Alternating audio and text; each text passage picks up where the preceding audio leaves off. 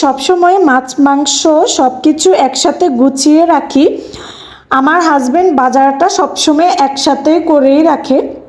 প্রত্যেক দিন আমার জামাইয়ের বাজারটা না কিনলেই চলে। এই সময়টা কিন্তু বেঁচে যায় আর কষ্টও কিন্তু কম হয়।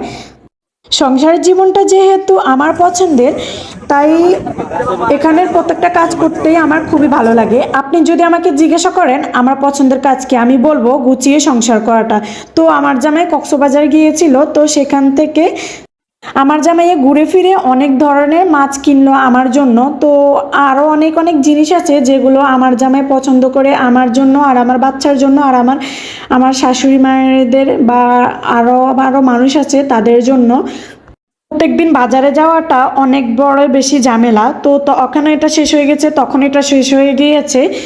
সেই জন্য আমার জামাই মাস করা বাজার কিনে, যেহেতু আমার জামাই পছন্দ করে না যে প্রত্যেক দিনের বাজার প্রত্যেক দিন করবে, তাই জন্য আমার জামাই মাছ মাংসটা একটু বেশি করে বাড়িয়ে কিনে।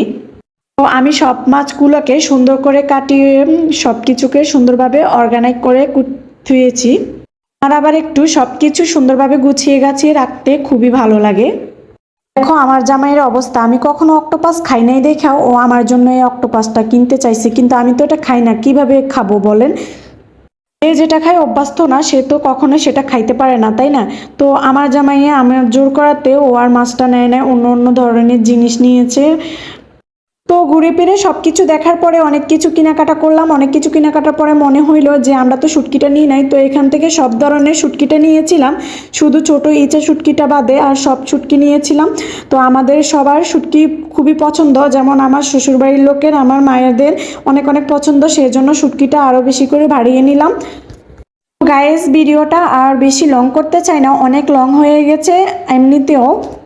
তো এই পর্যন্ত ছিল আমার কক্সবাজারের শপিং ব্লগ। কেমন হয়েছে অবশ্যই কিন্তু আপনারা বলবেন, আর ভালো হলে অবশ্যই কিন্তু লাইক কমেন্ট শেয়ার করতে ভুলবেন না কিন্তু। আল্লাহ হাফেজ, সবাই ভালো থাকবেন।